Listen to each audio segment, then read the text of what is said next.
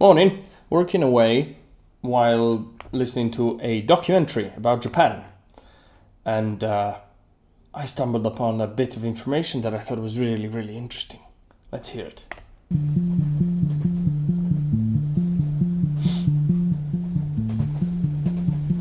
Since the 1950s, Japan's booming population transformed the way its citizens lived.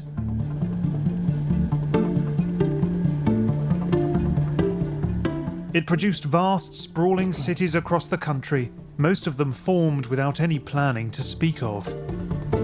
Okay. Much as we like to valorise the art of the Japanese home, Japan's rapid urbanisation in the 20th century has made domestic life extremely challenging. In Tokyo, more than 6,000 people inhabit every square kilometre, and this has led to homes becoming smaller precisely as they become more expensive. Barely a month goes by without a story appearing in the press about young Tokyo workers living in apartments that aren't much larger than coffins. Well, population density is going to produce this kind of effect. This is a very, very basic market rule. Everybody wants A, so there's a massive amount of demand for A, but say it's a limited economy. The amount of A is somewhat limited. Therefore, the price of A skyrockets. And the early adopters get to have a highly appreciating asset, and the people who come later need to accept the extreme inflation of price that's caused by the demand still being high. This is what living in a city is. This is how Bitcoin has worked, and so on, right? This is entirely normal. There's nothing strange about this. I do not know about the whole not planning for things. But let's see, because there's more.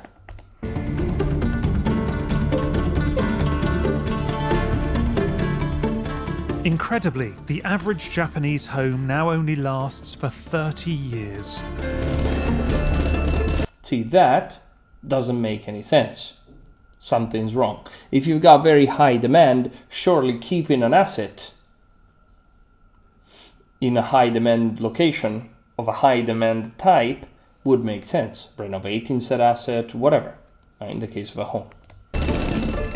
Inheritance tax is so high that it's often cheaper to bulldoze the family home and start again. And there you have it.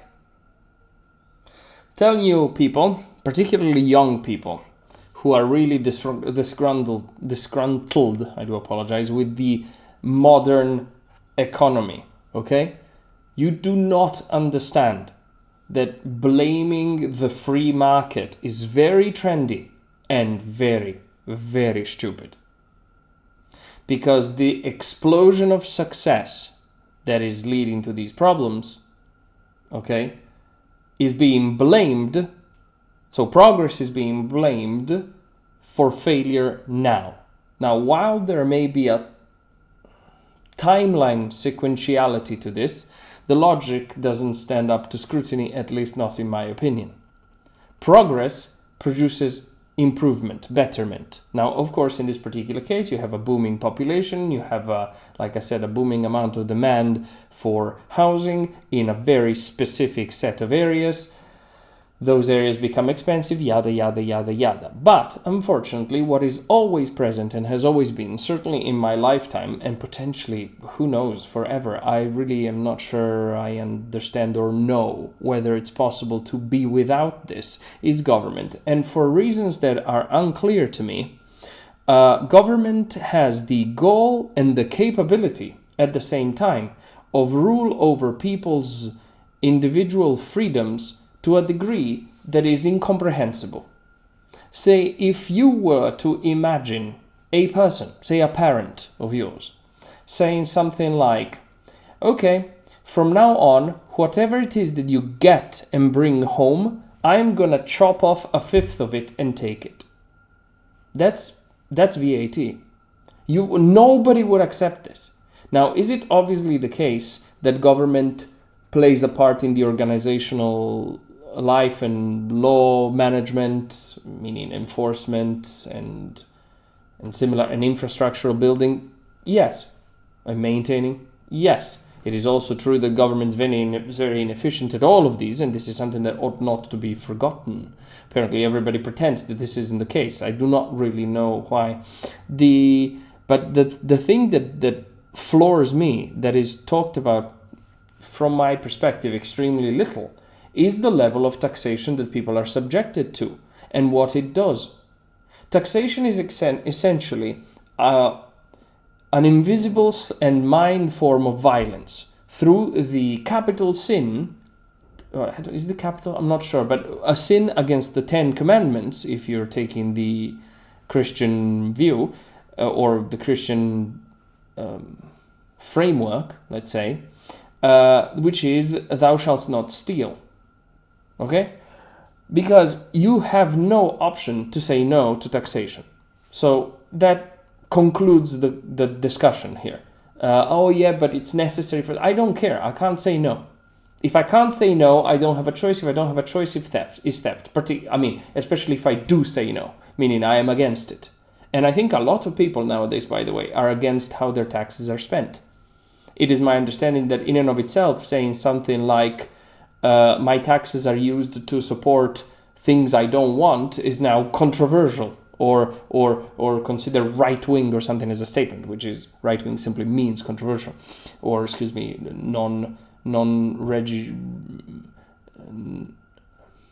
non following the orthodoxy, against the orthodoxy. But anyway, I'm getting lost in the weeds here. But what I'm trying to say is, in this particular case, you've got inheritance tax, right? And this is what I want to say. Not only is it theft taxation, but on top of it, it produces psychological effects that everybody's pretending don't exist. There's lots of them. Example, income tax that is progressive. That means that it grows based on how much income there is. Well, what that is it's Marxist. It uses from each according to their means, right? Now, suppose you make 10,000 units, okay? And you're taxed at 20%, okay? So you're making 8,000 units because 2,000 units must be stolen, all right?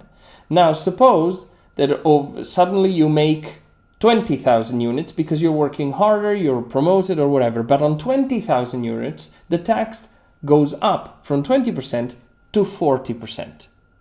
Now, all of a sudden, you take home, so you lose 8 grand, right? Is that right? I think so. Yeah, so you take home 12,000 units.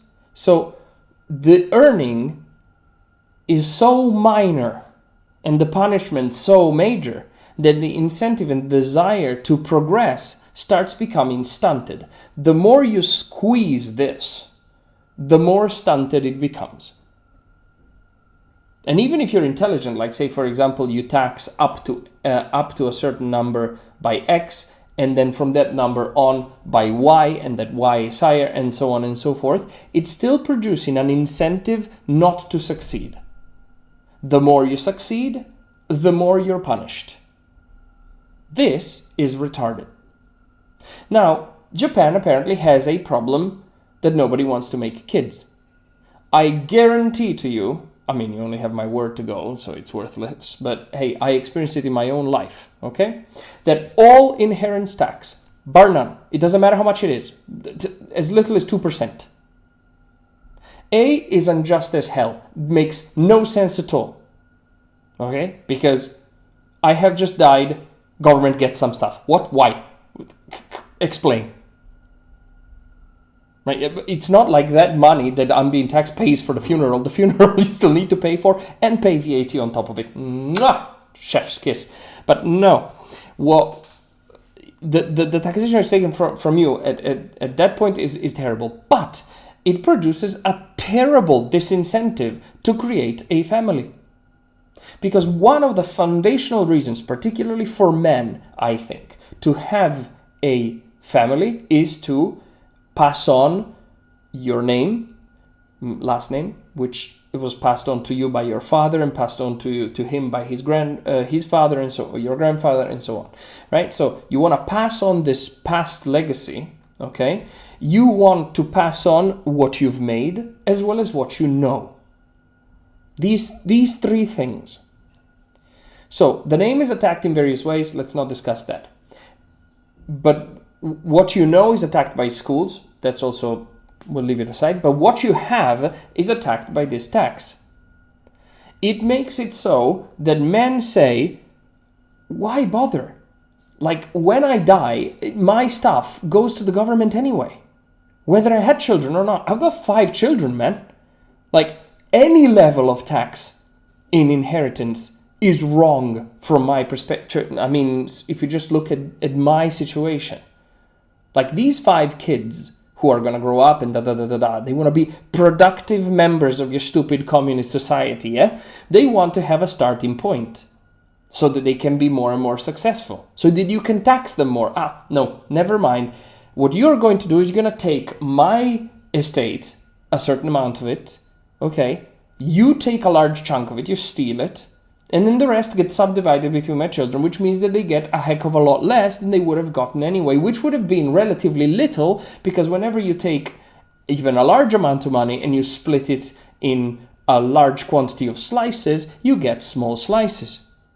Suppose, for example, I were a millionaire, which I'm not, but suppose I had exactly 1 million euros, dollars, whatever you want, by the time I die, and let's say the government takes 40% of that, that's 400,000 that goes in the government's coffins. Mental, okay? But say my children get that inheritance, they will get 200,000 each. To anybody American, for example, you'd say, that's not a whole lot, is it? It isn't. Certainly, in terms of a lifetime, right? But I said 1 million, right? So I would be really rich. I'm not that at all. I'm expecting by the end of my life to probably have what, I don't know, hopefully still some amount of savings, let's say 100,000, but no, it won't even be that. It's probably 50K. So each child would get 10K. But the government would take 40%. I'm sure the numbers are not that clear cut. It doesn't particularly matter. It will take something. So my children will go, will take like, I don't know, 5, 6, 7 grand each. So they can, I don't know, buy themselves an old Honda Civic. That's all I contributed to their existence. Right? You have a dying population and you haven't yet removed inheritance tax.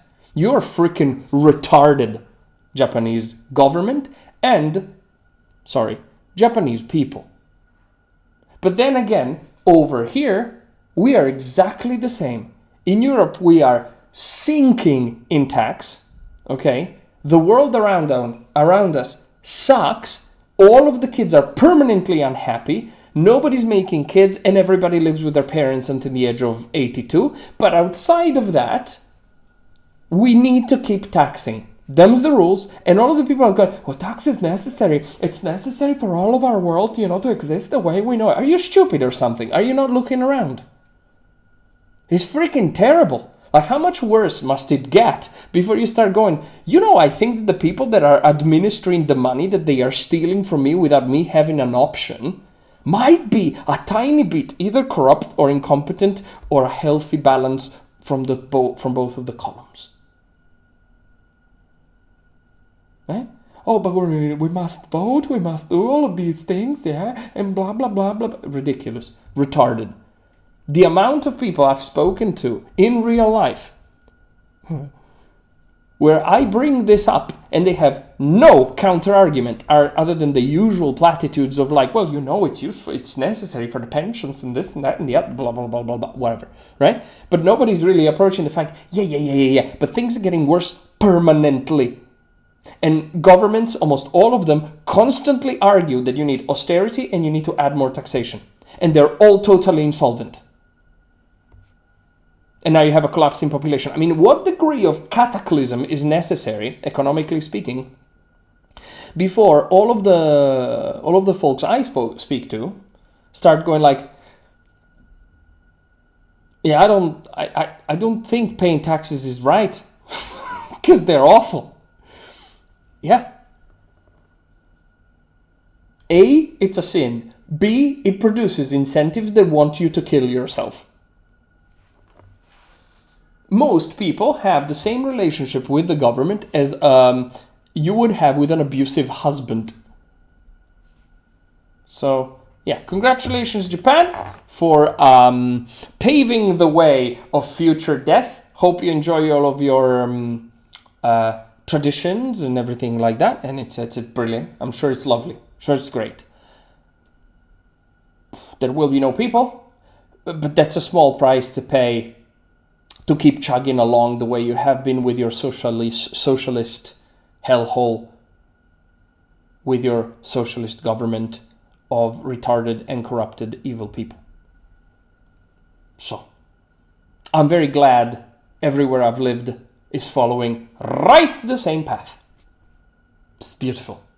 Somebody once said, no taxation without representation. If that were real, blimey, I'd keep all of my taxes. Goodbye.